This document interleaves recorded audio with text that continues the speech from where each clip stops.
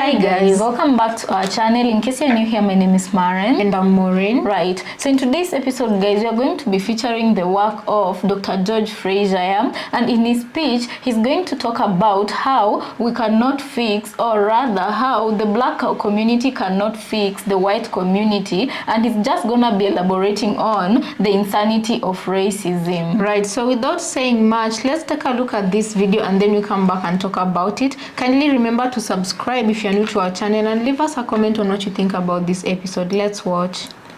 How could an America who could morally, spiritually, and biblically justify the kidnapping, raping, and pillaging of another two people, natives already in America and Africans brought to America, and perhaps had God not sent us to America, America might have self-destructed by now. That's how insane the social construct of racism is, and white superiority. That's how insane. This is an insane. Do you understand that this is an insane concept? The most egregious concept of slavery, because Africans were familiar with slavery, but you were indentured, you were enslaved to work on a pyramid, but then you went home. No. They took it to a whole new level. No, not only are you enslaved, but when you have children, they will be enslaved. And when they have children, they will be enslaved. And you will be enslaved, your whole family, for, about 250 years until it's illegal. That had never been created before. So the concept of racism and the most egregious form of slavery is simple insanity. How another human being can come up with something like that and sustain it for centuries is a clear sign of insanity. I want you to write this down. I want you to go on YouTube today or tomorrow, and I want you to search Toni Morrison and Charlie Rose. How many of you know who Charlie Rose is? One of the best interviewers on PBS. Toni Morrison and Charlie Rose interview. Charlie Rose asked Toni Morrison, what did she think about racism? Toni Morrison, one of the most brilliant minds on the planet, not just black, Nobel laureate, Pulitzer Prize winning Toni Morrison, looked at Charlie with the seriousness of a heart attack and said, that is the wrong question, Charlie. The question is, what do you think about racism? Charlie Rose is white. She said, because racism feels insane to me. And it is insane. So my advice to you, Charlie, is that white people get therapy. That's what she told Charlie Rose on public television. Y'all need to get therapy. I don't know why more of America isn't talking about this. And leave black people alone and not let your insanity drive us insane. Because that's what you're trying to do. And they have done a very good job. So, I have come to the conclusion as a 70-year-old black man living in America, we cannot fix white people. We haven't been able to fix them in 400 years. We cannot fix them. White people must fix white people. This is what Toni Morrison said. Y'all got to fix yourself. We can't fix you. We have failed. You got to fix you. But we can fix ourselves. That's the most important thing. We can undo over time some of the damage done to us by their insanity. And we are damaged goods. I don't have to explain that to you, right? Just look at our behavior. So we are damaged goods, and we need to work on us. We can fix us. In fact, white folks are not going to fix us. Do you understand that? They haven't in 400 years. Who are white folks going to fix? White folks. Asians are going to fix Asians. East Indians are working on East Indians. They ain't working on you, right? Arabs are working on Arabs. Our Jewish brothers and sisters are working on their issues and their people. That's who they should be working on. So they're not going to fix us. I have a good white friend who said to me, George, I know what black people's problem is. I said, oh, really, Bob? What is black people's problem? He said, you spend all of your time thinking about us, and we don't spend any of our time thinking about you. So, George, if you're not thinking about you, and we damn sure ain't thinking about you, who's thinking about you? I had to do the Holy Ghost stance. I had no comeback.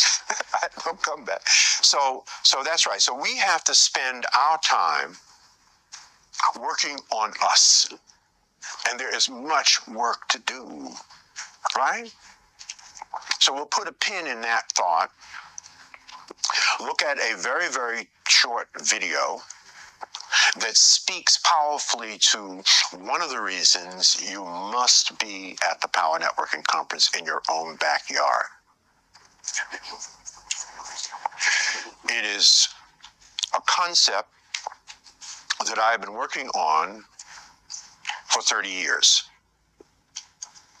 And now, I don't know if you know, but I'm the brother that came up with the term connect the dots.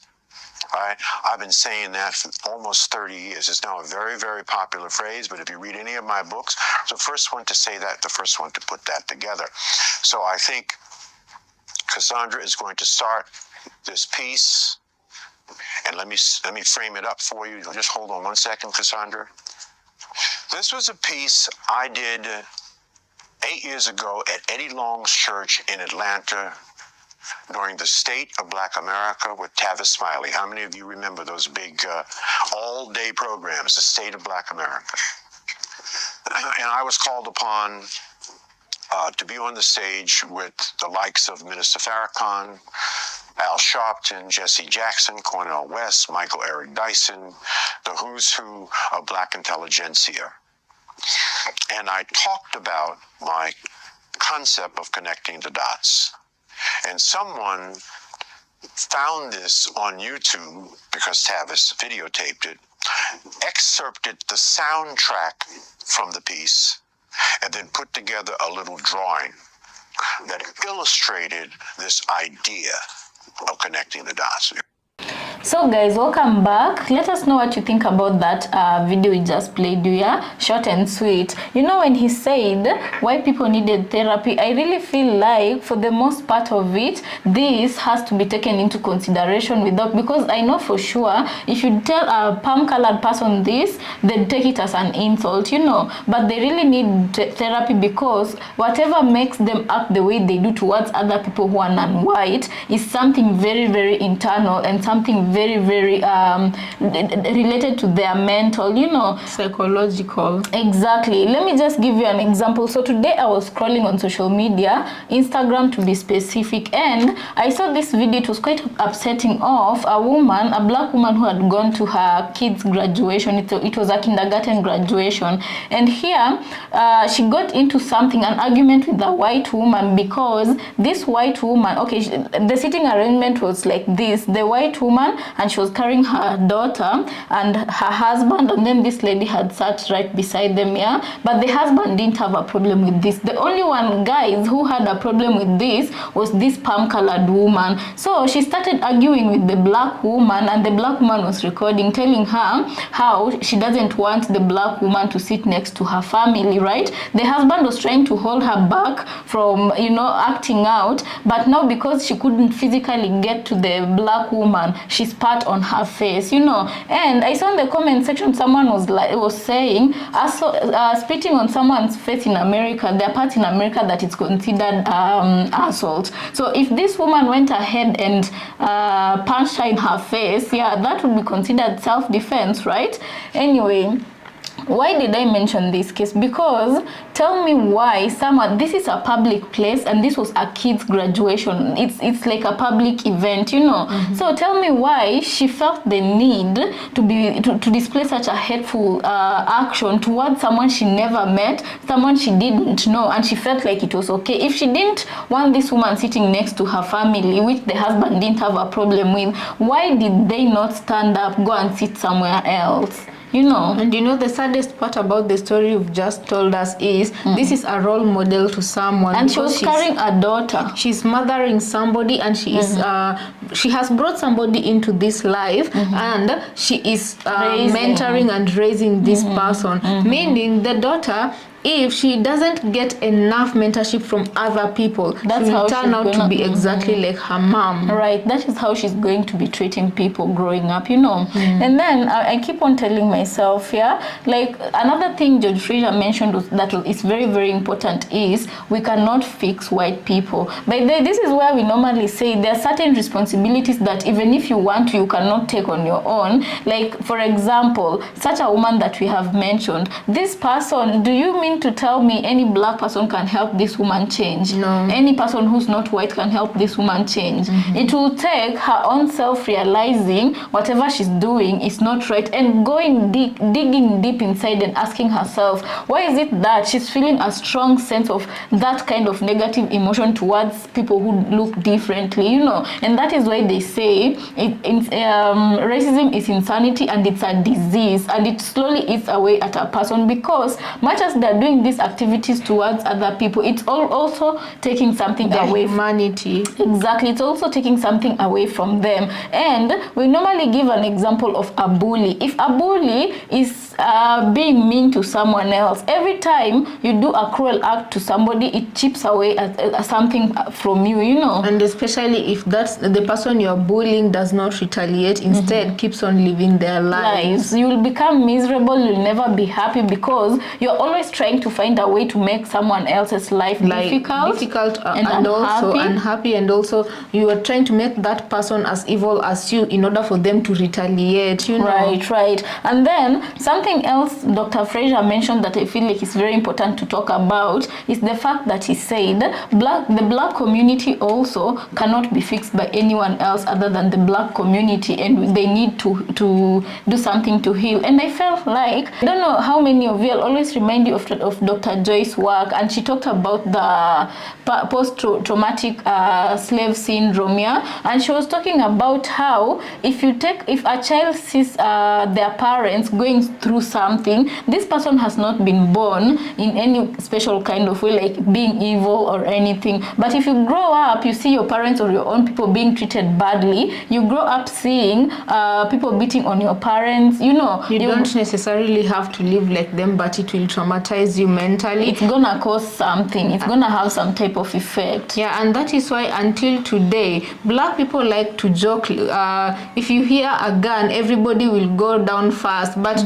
pan-colored people, if they hear a gunshot, they run towards it. Now if you evaluate these two types of behaviors, dating back to slavery, you get why black people first tried and find somewhere to hide before they can investigate what's going on with the gunshots, you know. Yeah. And I remember a statement of someone saying that why people are like complaining about crime rates in the black community, what they don't discuss is about the innocent people who are normally caught in this, the stray bullets that normally, when they're shooting these accusations and calling the black community this and that, they normally don't talk about the innocent bystanders who get caught in the crossfire. For example, what do I mean by that? Someone who has been accused falsely, so ends up in the system as a criminal and yet is not, you know. So the whole black community gets painted in the same brush, negative brush, instead of being given a chance as an individual. And this is where they say if you want black on black crimes to reduce, you have to put in the work and you have to stop painting everybody with the same brush. Because if you keep accusing somebody of being a thief, if you keep accusing somebody of being a criminal, they're gonna reach a point where they've had it so much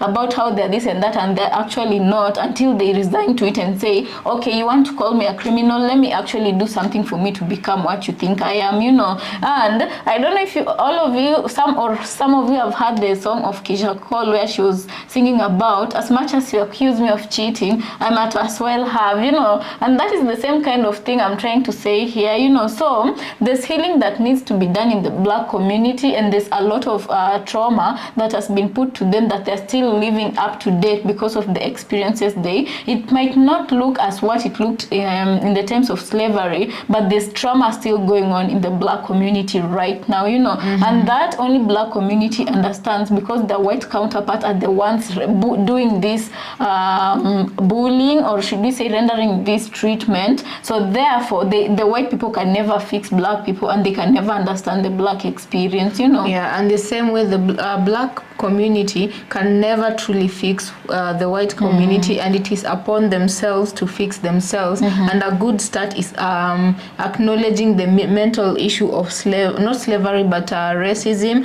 and seeking the correct help. Yeah, and then guys, just a genuine question that Dr. Fraser asked, yeah, why is it that white people can never ever leave Black people alone? You don't like them, but you can't also leave them alone, you know. And I do feel like they seemed to be glued to Black people, and it's like Black people are centered towards the lives of Black people. They cannot live without, you know, involving Black people. They cannot feel good if Black people are staying out of their business, you know. And a good example is when Black women say they were sitting out after the elections. They were just going to be in their corners, minding their business and being very quiet, not interacting with any white creators content. And white women came on TikTok with blue bracelets to prove a point that they are with Black people, but it was too late, you know. So he was just saying, why is it that they can never ever leave Black people alone? And I feel like that will take like a whole episode to deconstruct, because it goes back to the days of slavery. And why am I saying this? For them to survive, they had to steal people who looked like this. They attached themselves to slaves in order for them to be considered wealthy. You see, so it's like their greatness cannot be if Black people are not there, you know. And I don't mean that in a complimenting type of way, because they use the Black community to propel their success or whatever in the community, you know. Anyway guys, I don't know what you think about this video. Let us know what you think about it in the comment section. Also consider subscribing if it's your first time here. And we'll see you on our next episode.